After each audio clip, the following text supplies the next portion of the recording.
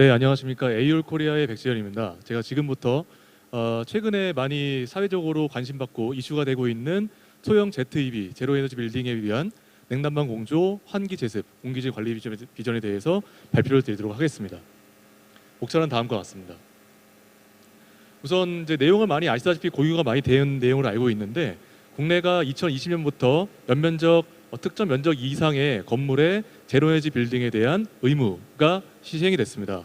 그래서 제로에너지 빌딩의 개요를 가시면 보시면 두 가지 요소로 이제 나눠져 있는데, 가장 크게는 패시브, 두 번째는 액티브 요소로 나눠져 있습니다. 그래서 패시브 같은 경우에는 냉난방 에너지의 사용량을 최소화시킬 수 있는 여러 가지 기술들이 적용이 되고, 액티브에서는 에너지를 생산할 수 있는 기술들이 적용이 되고 있습니다. 그래서 대표적으로 2016년인가 우리나라의 그 노원에 제로에너지 그 주택 단지가 들어서면서, 거기에서도 이제 아시다시피 태양광이라든가 풍력, 그리고 단열, 기밀에 대한 성능들이 많이 강화된 건물들이 들어서서 최근에 에너지 사용량에 대한 분석도 진행된 걸로 알고 있습니다. 그래서 앞으로 이런 제로 에너지 빌딩에 대한 추이를 보시게 되면 국내에서 에너지 소요량에 크게 세 가지 팩터가 있는데, 가장 큰 것은 인더스트리에서 약 60% 에너지 사용하고 있고요. 두 번째, 수송에서 약 20%, 나머지 건물에서 20%를 사용하고 있습니다. 그리고 그 건물에서도 크게 배그를 나눈다 그러면 냉방과 난방의 에너지가 절대적으로 비중을 가지고 있습니다. 그래서 향후에 우리가 풀어야 될 숙제는 건물에서 에너지 사용량을 다른 부분도 많이 줄여야 되겠지만, 냉난방 에너지를 줄이는 부분에 많은 포커싱을 거쳐서 준비가 되어야 되도록 하겠습니다. 그래서 에너지공단의 자료를 보게 되면 우리나라가 2009년부터 시작된 주거와 비주거 부분에 있어서 이러한 정책을 가지고 시작이 됐고, 2016년에 노원구에 첫 실증 단지가 만들어져서 현재 가동 중에 있습니다.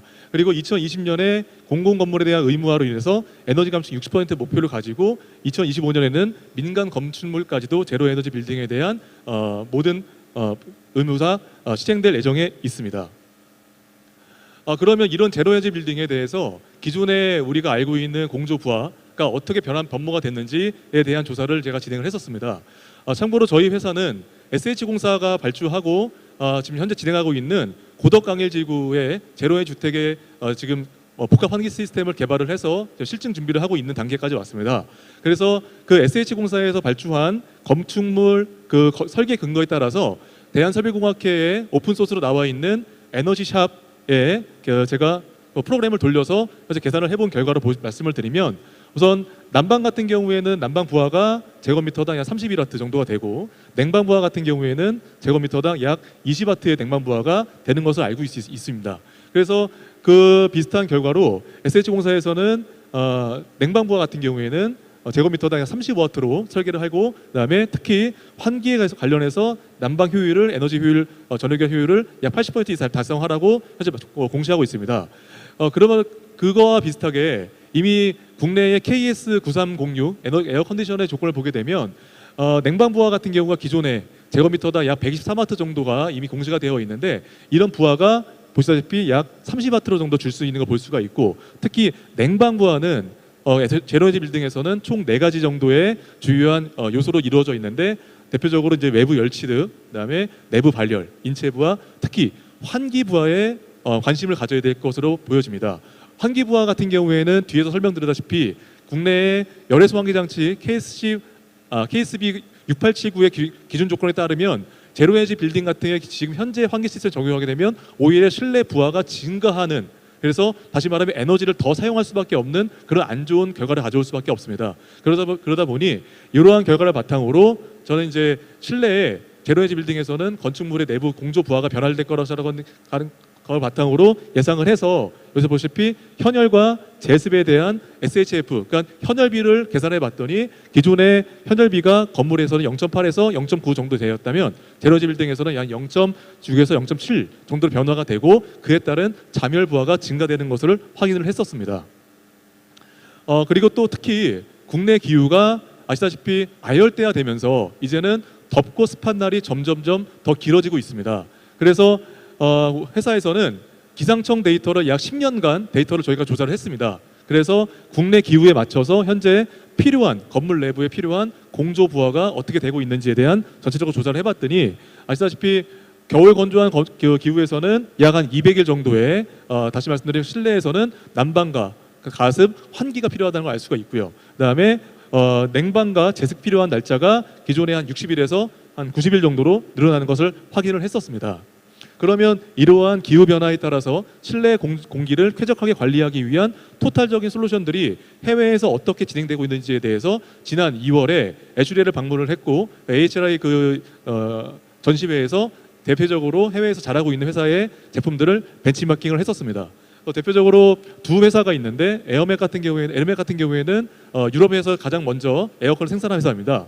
그래서 에어맥 같은 경우에는 보시다시피 북유럽에 이제 그 주거용으로 만들어놓은 복합 공기 시스템이 공조 시스템이 있는데 이 시스템은 특이하게도 열 회수형 환기 장치의 기능에 냉방 기능을 추가시켜서 전외기 방식의 공조를 할 때 열 회수를 하고 그 다음에 냉동기에서 실내 공조의 부하를 처리하는 쪽으로 되다 보니까 전외기 방식에서 이제 열을 일부 회수해서 에너지를 약 30% 절감하는 거를 현재 시제품을 만들어서 시장에 출시를 했습니다. 그리고 이 시스템과 다르게 대풍량에서는 이제 적합한 로타 타입이 문터스에서 개발을 해서 시장에 출시를 했는데 문터스 같은 경우에는 이제 잠열에 대한 교환까지 할 수 있도록 하는 그런 제습 노터를 적용시켜서 더 에너지를 세이빙하는 쪽으로 현재 되고 있습니다. 그러니까 전 세계적으로 봤을 때도 실내 공조 부하가 감소되고 있는 상황에서 에너지를 많이 절감시킨 그러한 복합 공기 시스템이 계속적으로 시장에 출시되고 있는 것을 알 수가 있습니다. 그거에 맞춰서 저희도 국내의 소형주택에 특히 SH공사나 LH공사가 진행하고 있는 임대주택이라든가 다른 어떤 주택에 적합한 공조 시스템 그리고 특히 향후에 지어지는 이제 제로에너지 주택에 반영된 그런 공조부하에 있어서 어떻게 케어가 돼야 되는 것에 대한 충분한 스터디가 된 이후에 저희가 시스템을 구상을 했습니다. 그래서 보시다시피 좌측에 있는 도면이 있고요. 여기 거기 보시게 되면은 저희가 기존의 열외수 환기 장치에 대한 전열 소자를 배치시키고 그 하단부에 일종의 소형 냉동기를 배치시켰습니다. 그러면 이 냉동기에 대한 배치는 궁금하신 분들이 많이 있을 텐데 도대체 이 용량은 어떻게 선정을 했는지에 대해서는 제가 뒤에서 좀 자세히 설명드리도록 하겠습니다. 그래서 현재 이 시스템에 대한 운전은 다음과 같이 운전될 수 있습니다. 첫 번째, 사계절 에너지 회수 모드 같은 경우에는 우리가 일반적으로 알고 있는 열 회수형 모드입니다. 특히 저희가 또 추가시킨 모드 중에 하나는 열 회수형 모드에서 만약에 냉동기를 가동시키게 되면 특히 약간 간절기 같은 경우에 특히 아니면 이런 하절기 같은 경우에 환기를 할 때 실내 부하가 증가되는 문제가 있는데 그 부하에서도 저희가 증발기에서 내용을 처리해서 실내 부하가 증가되지 않도록 하는 환기 모드를 구현을 해냈고 두 번째 이제 하절기 쾌적 모드에서는 보시다시피 이제 내기 댐퍼가 동작을 해서 실내 공기가 다시 실내로 순환하는 모드를 통해서 실내 공기가 증발기에서 100% 처리될 수 있도록 하는 모드를 구현을 했습니다. 마지막 세 번째는 간절기 같은 그 기후에서는 우리가 외기만 도입해서 실내를 냉방할 수 있는 부분도 있기 때문에 이제 제가 일부러 명칭한 것은 이제 외기 냉방 운전 모드라고 해서 바이패스 운전 모드를 할 수가 있습니다. 그래서 저희가 현재 개발되어진 제품에 특히 열 회수형 환기 장치 모드에서는 우리나라 고효율 에너지 인증 기자재 그 기준의 조건에 의하면 냉방 효율과 난방 효율에 대해서 약 45%, 70%에 대한 거를 제시를 하고 있는데 사실 제가 이제 이 제로에너지 같은 경우에는 자멸부하가 증가하다 보니까 만약에 우리가 일반적으로 알고 있는 열 회수형 환기 장치의 가장 큰 온도 차는 보시다시피 현재 요 포인트에서 요 포인트입니다. 그러다 보니까 여기 포인트를 한번 보시면 현열과 자멸이 거의 1대1 정도입니다. 다시 말하면 우리가 알고 있는 열외수 환기 장치의 효율을 45% 정도 만약 가정했다 그러면 실내의 자멸이 습기 부하가 증가하는 문제가 있을 수 있습니다. 그러다 보니 저희가 목표로 했던 냉방 효율을 많이 개선시키게 되면 환기를 할 때 실내 공조 부하가 증가하는 것을 최소화시킬 수 있습니다. 그래서 저희는 냉방 효율에 있어서는 이제 약 70% 달성하는 그런 시스템을 구현해냈고 난방 효율 같은 경우에는 사실 우리나라 겨울철은 습도기보다는 현열에 대해서 더 지배적이기 때문에 보시게 되면 이제 현열만 잘 전달을 해도 난방 효율을 많이 올릴 수 있는 것을 확인할 수 있습니다. 두 번째는 제습 및 냉방 모드에서는 저희가 소형 임대주택 약 42제곱미터 정도의 바닥 면적을 가지는 곳에서 사실 기존의 공조부하라면 한 4.2kW의 냉방 능력이 필요한데 한 3kW 정도로 설계를 해서 다시 말씀드리면 제곱미터당 한 50와트 미만의 냉동기 능력을 설정해서 실내를 쾌적하게 관리할 수 있는지. 두 번째, 보조홍축기라고 하는 것을 적용시켜서 SHF를 조절할 수 있도록 하는 기술도 적용시켜서 향후에 이런 장마철 제습이라든가 또는 이제 어떤 습기 부하만 전용적으로 처리할 수 있는 기술에 실내에서 쾌적하게 지낼 수 있는 부분도 저희가 검증을 했었습니다. 그래서 실증 장소에 그림과 같이 실제로 저희가 덕트 설비라든가 시스템 장치를 현장에 설치를 하고 이미 금년 6월부터 장비를 가동시켜서 저희가 쾌적성 분석을 진행을 하고 있습니다.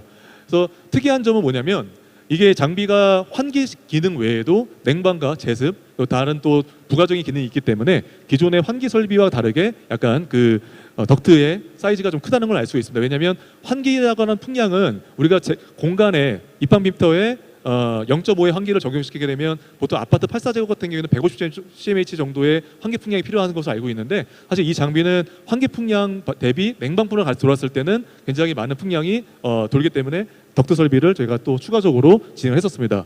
그래서 우선 보시게 되면 최근에 저희가 한 6월달 정도에 장마철이 오기 전에 외기를 도입해서 실내를 쾌적하게 관리할 수 있는지에 대한 평가를 먼저 진행했는데 보시다시피 이제 그 외기가 좀 높은 상황에서 저희가 실내 공기를 전열 교환했을 때 다시 말씀드리면 아까 냉방효율 70% 기준에서 전열 교환했을 때 실내가 그 우리가 말하는 컴포터 존을 안으로 들어올 수 있는지에 대한 부분을 확인을 했었습니다. 그래서 약 한 일주일 정도 실험 평가를 했었을 때 만약에 냉방 효율을 많이 올린 상태의 전열 교환기를 쓴다 그러면은 이 쾌적 존에 들어올 수 있어서 추가적인 어떤 공조에 대한 요구가 불필요하다는 것을 확인을 했었습니다. 그러니까 다시 말씀드리면 에너지를 그만큼 더 세이빙할 수 있다는 그런 개념입니다.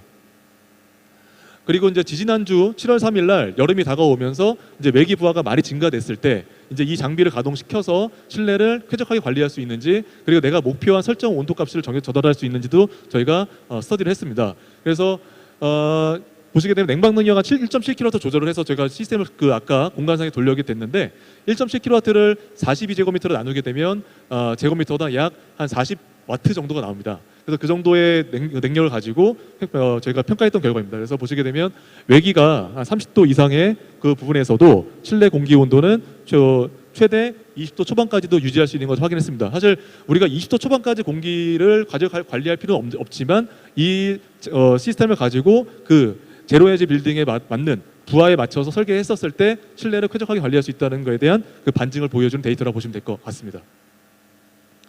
그리고 사실 이런 이제 환기와 냉방, 그 다음에 제습에 대한 부하도 중요하지만 국내가 지난 1월부터 아주 사회적 문제가 되고 있는 코로나 이슈에 대해서 그런 부분에서도 이제 이런 환기 시스템에 어떤 기술을 적용시켜서 할 수 있는 부분에 대해서 제가 좀 스터디를 한 부분이 있습니다.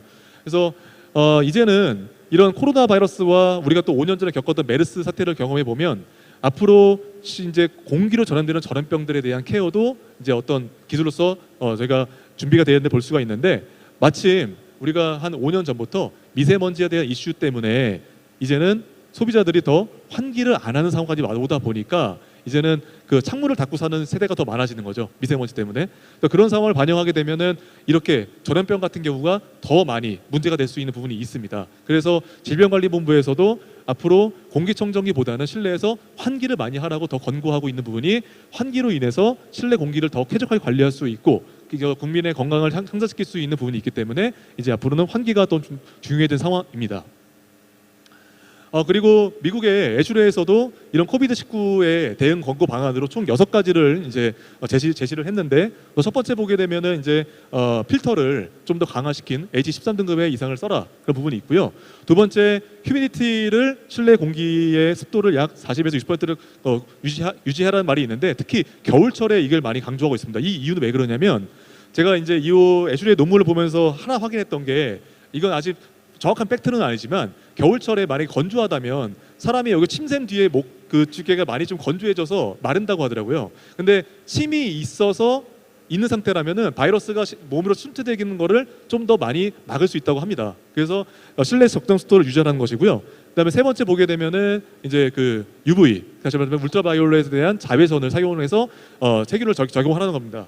그래서 여기 특이하게도 보시게 되면 멀버 15회 이상의 H13등급을 쓰라는 거에 있는데 이게 왜 그러냐면 일반적인 세균들 그리고 일반적인 바이러스들은 이미 이 H13 등급의 필터에서 대부분 많이 걸러질 수가 있습니다. 그래서 그 걸러진 표면에 UV를 조사를 해서 그 필터에서도 세균이 번식되지 않도록 하는 기술을 적용시켜라 라고 하는 그런 권고사항이 있습니다. 그래서 이런 권고사항과 여러 가지 선행 논문들을 보고 저희가 제균환기라고 하는 것을 개발하게 됐는데, 그 제균환기라고 하는 것을 환기 시스템에 접목을 시킨다 그러면은 실내 공기를, 오염된 공기를 밖으로 배출시킬 수가 있고, 또는 실내 공기를 순환하는 모드에서도 이런 기능들을 이용해서 지속적으로 공기를 케어할 수 있다고 생각을 해서 이제 개발을 하게 됐습니다. 그래서 이제 그 개발된 모듈을 저희 일반 나와 있는 환기 시스템에 적용을 시켜서 국내의 KTL 한국산업기술시험원에서 공인 성적을 받은 결과입니다. 그래서 저희가 두 가지를 받았는데, 첫 번째는 이제 부유 바이러스 저감률에 대한 성적과 그다음에 부유 세균에 대한 성적을 받아냈습니다. 그래서 이 결과는 실제로 환기 장치가 동작하는 그 시험 저희 운전 조건에서 그 결과를 얻었는 값으로서 아마도 향후에 환기 시스템에 이러한 제균 모드까지 적용이 된다 그러면 우리가 걱정하고 있는 그런 코비드19라든가 또 향후에 나올 수 있는 그런 질병의 관리에서는 좀 더 케어가 될 수 있다는 것을 확인할 수 있었습니다. 그리고 저희는 이제 앞으로 금년에 지금 시장에 출시한 이런 복합 환기 시스템 외에도 향후에 2023년 이후에는 이제 지열을 활용한 또는 이제 신재생 에너지를 활용한 복합 환기 시스템이라든가, 특히 이 아래 중간 부분을 집중해 주십시오.